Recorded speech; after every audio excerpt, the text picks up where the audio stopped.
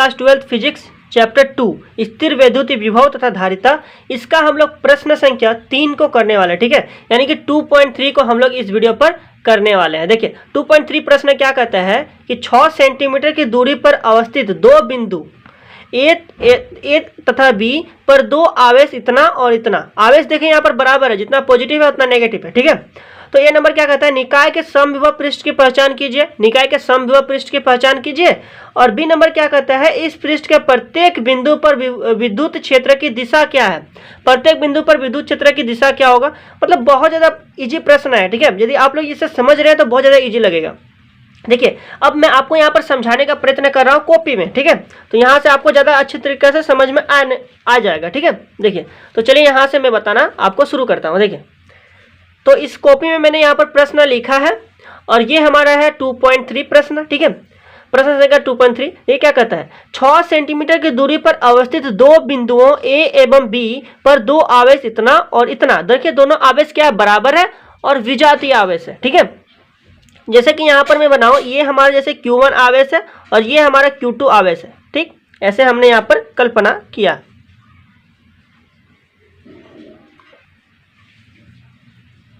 Q1 बराबर यदि हम लोग ले तो यहाँ पर कितना 2 माइक्रोकूलम है। ठीक है, 2 माइक्रोकूलम। ठीक है, और Q2 हम लोग ले तो Q2 कितना है, -2 माइक्रोकूलम है। ठीक है, मतलब कि जितना यहाँ पर पॉजिटिव है उतना यहाँ पर नेगेटिव है, इतना आपको पता है।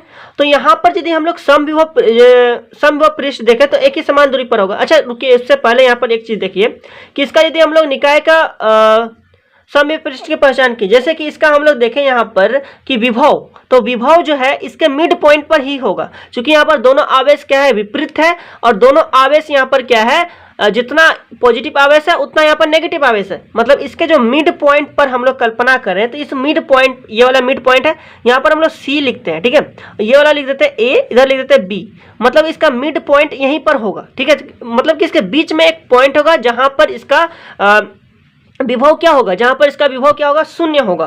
तो इसी प्रकार से हमें यहाँ पर विभव प्रकलित करना है। तो विभव तो हमारा पता चल गया कि समविभव पृष्ठ के विभवांतर क्या होता है, शून्य होता है। तो ये हमारा समविभव पृष्ठ की कल्पना कीजिए, यहाँ पर समविभव पृष्ठ ही होगा क्योंकि दोनों आवेश क्या है, विपरीत है और दोनों आवेश बराबर है। ठीक है, तो यहाँ पर समविभव पृष्ठ, तो यहाँ पर देखिए बीच में एक सी पॉइंट होगा जहां पर विभव क्या होगा, शून्य होगा।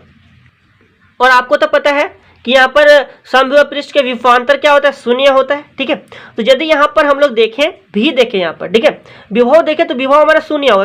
किस कारण से, चलिए आपको मैं यहाँ पर दिखाना चाहता हूँ। यदि हम लोग देखें यहाँ पर Q1 आवेश के कारण, तो Q1 आवेश के कारण देखें तो V1, ठीक है, तो Q1 आवेश के कारण हम लोग देखें, Q1 आवेश के कारण विभव कितना होगा, तो Q1 आवेश के कारण कितना होगा विभव, 1/4 पाई एप्सिलॉन नॉट। ठीक है, Q बाय कितना होगा, Q1 बाय R, तो R यहाँ पर क्या है, AO। ठीक है, AO सॉरी AC है ना, AC है। और देखिए 6 सेंटीमीटर दूरी पर अवस्थित दो बिंदु इतना है, तो मतलब यहाँ से यहाँ तक डिस्टेंस जो है वे हमारे कितना 6 सेंटीमीटर है। ठीक, तो यहाँ से यहाँ कितना होगा, 3 सेंटीमीटर हो जाएगा। तो मतलब ये कितना हो जाएगा 3, ठीक है, इंटू 10⁻⁻2 मीटर में बदल के लिखे हैं। और इतना हुआ हमारा, ये वाला क्या हुआ हमारा, बोलिए, ये वाला हमारा हुआ V1, मतलब Q1 आवेश के कारण C बिंदु पर विभव। ठीक है, तो इतना हुआ और हम लोग प्लस करेंगे V2, तो V2 हमारे कितना होगा, 1/4 pi epsilon not Q2 by OB, sorry CB ना, तो CB भी कितना हो गया 3 इंटू 10⁻⁻2 मीटर में बदलेंगे 3 सेंटीमीटर होगा, क्योंकि यहाँ से आधा होगा, यहाँ से आधा होगा, क्योंकि ये वाला क्या है, दोनों आवेश यहाँ पर बराबर है। तो मतलब कि इस जगह पर टोटली यहाँ पर देखिए हम लोग ये वाला आवेश यहाँ पर क्या नेगेटिव है, तो मतलब यहाँ पर क्या होगा माइनस। चलिए और एक बार इसे हम लोग लिखना चाहते हैं यहाँ पर, तो V बराबर जैसे हम लोग लिखे 1/4 पाई एप्सिलॉन नॉट, कॉमन कर ले तो 1/4 पाई एप्सिलॉन नॉट इधर हो जाएगा और ये वाला हमारा हो जाएगा Q1 का आवेश मान बैठा है 2 इंटू 10⁻⁻6 माइक्रोकूलम में, कूलम बदल करके लिखे। ठीक है, बटे 3 इंटू 10⁻�2 और इधर देखें यहाँ पर Q2 क्या नेगेटिव है, तो यहाँ पर लिखेंगे हम लोग नेगेटिव। ठीक है, नेगेटिव लिखेंगे और यहाँ पर क्या लिखना होगा, 2 माइक्रोकूलम है, 2 इंटू 10⁻⁻6 हो जाएगा, बटे 3 इंटू 10⁻⁻2 हो जाएगा। ठीक, और ये जो टोटल जो हमारा आएगा, टोटल यहाँ पर कितना आएगा, जीरो के टोटल यहाँ पर क्या आएगा, जीरो होगा। ठीक है, टोटल यहाँ पर क्या होगा, जीरो होगा। देखिए चूंकि यहाँ पर ये और ये कट जाएगा हमारा। ठीक है, और ये वाला इधर हमारा इससे मल्टीप्लाई कर देंगे, ये तो हमारा टोटल इधर कट गया ना, जीरो हो गया। और जीरो से 1/4 पाई एप्सिलॉन को मल्टीप्लाई करते टोटल ये हमारा क्या हो जाएगा, जीरो हो जाएगा। ठीक है, तो मतलब इस जगह पर विभव देखिए, सी पर विभव, तो सी पर विभव हमारा क्या हो रहा है, जीरो हो रहा है। अतः यहाँ पर C पर विभव देखें तो C पर विभव 0 हुआ। तो यदि कि यहाँ पर इस प्रकार से आप लोग कल्पना कीजिए, ये हमारा A है, ठीक है, A लिए, ये वाला हमारा B लिए और ये वाला हमारा क्या C है। तो C हमारा मिड पॉइंट है और यहाँ पर विभव क्या शून्य है। तो इस जगह से जाने वाली जो रेखा जो होगा यही हमारा क्या होगा, समविभव पृष्ठ होगा। इतना आपको समझ में आ रहा है। तो ये इधर से जाने वाला जो रेखा जो होगा यही हमारा क्या होगा, समविभव पृष्ठ होगा, जो कि यहाँ पर मिड पॉइंट C से जाने वाला रेखा क्या होगा, समविभव पृष्ठ होगा। तो हम लोग यहाँ पर एक स्टेटमेंट लिखना चाहे तो हम लोग लिख सकते हैं। चलिए देखिए, ये वाला हम लोग लिख सकते हैं, अतः AB रेखा मध्यवर्ती बिंदु C के लंबवत रेखा है ना, लंबवत रेखा के बिंदु पर विभव शून्य है। ठीक है, इस जगह पर हमारा विभव शून्य है। अतः AB रेखा के मध्यवर्ती बिंदु C से होकर जाने वाला, देखिए वही चीज है जो मैंने आपको बताया, वही चीज लिख रहे हैं। पृष्ठ एक समविभव पृष्ठ है। ठीक है, देखिए क्या लिखे मैंने, अतः AB रेखा मध्यवर्ती बिंदु C के लंबवत रेखा के बिंदु पर विभव शून्य है। मतलब इस जगह पर बिंदु पर विभव क्या है, शून्य। मैंने निकाल दिया यहाँ पर विभव शून्य है। अतः AB रेखा के मध्यवर्ती C से होकर जाने वाला जो रेखा जो होगा, इसी से C से होकर जाने वाला रेखा होगा, यहीं पर क्या होगा, एक समविभव पृष्ठ होगा। ठीक है, यहीं पर एक क्या है, समविभव पृष्ठ है। तो इस प्रकार से यहाँ पर A नंबर जो है, A नंबर हमने यहाँ पर बनाया, जो कि इस प्रकार से बनेगा। ठीक है, तो निकाय का समविभव पृष्ठ की पहचान कीजिए। तो निकाय का हमने समविभव पृष्ठ का पहचान कर लिया। यहाँ पर होगा C से जाने वाला रेखा, इस पर समविभव पृष्ठ होगा।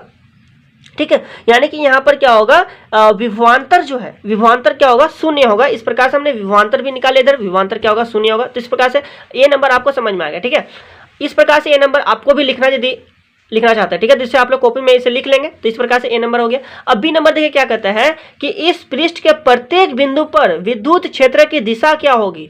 प्रत्येक बिंदु पर विद्युत क्षेत्र की दिशा, देखिए प्रश्न बहुत ज्यादा इजी है। देखिए यहाँ पर क्या कहता है, जैसे यहाँ पर आपको एक चीज आपको पता होगा, B नंबर को बनाने से पहले यहाँ पर थोड़ा सा यहाँ पर देखिए इधर, ठीक है, इधर देखिए कि विभव बराबर जो होता है, एक फॉर्मूला है हमारे पास, विभव बराबर क्या होता है, विद्युत क्षेत्र गुना दूरी, यही ना होता है। विभव बराबर एक फॉर्मूला होता है, विद्युत क्षेत्र गुना दूरी।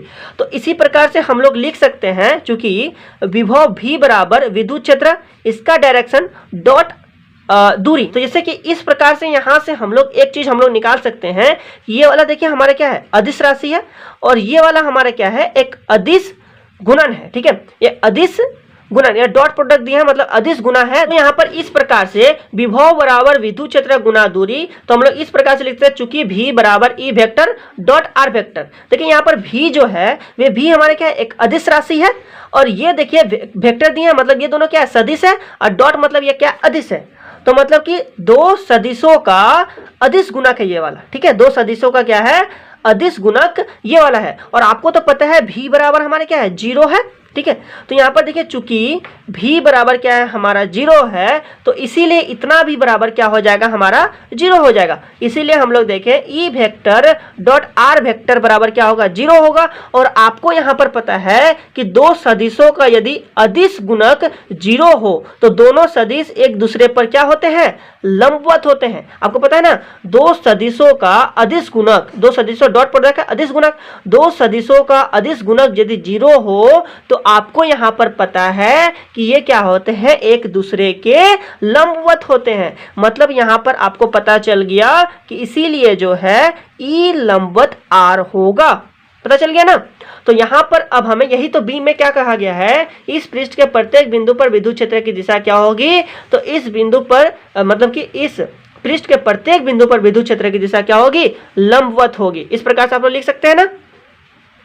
तो चलिए आपको मैं इसका स्टेटमेंट लिखा देता हूं। ठीक है, देखिए किस प्रकार से लिखना है, अतः लंबवत है ना, अतः इस पृष्ठ के प्रत्येक, ठीक है, प्रत्येक बिंदु पर विद्युत क्षेत्र की, ठीक है, समझ में आ रहा है, विद्युत क्षेत्र की दिशा लंबवत, लंबवत क्या लिखे, लंबवत है, लंबवत होता है लिखते हैं, ठीक है। चलिए कोई दिक्कत नहीं है, इस प्रकार से आपको बनाना है। ये वाला आपको समझ में आ गया ना किस प्रकार से। देखिए और एक बार मैं रिपीट कर देता हूं यहाँ पर कि V बराबर क्या होता है, विभव बराबर क्या होता है, विद्युत क्षेत्र गुना दूरी। तो V बराबर विद्युत क्षेत्र गुना दूरी। अब दो ये विभव क्या है, यहाँ पर अदिश है और यहाँ पर दोनों सदिश का अदिश गुणक है, दोनों सदिश का अदिश गुणक अदिश गुणक ये वाला, इतना आपको पता है। और V बराबर क्या है, 0। हमने यहाँ पर A नंबर में निकाला था, विभव यहाँ पर क्या है, 0 है इस जगह पर।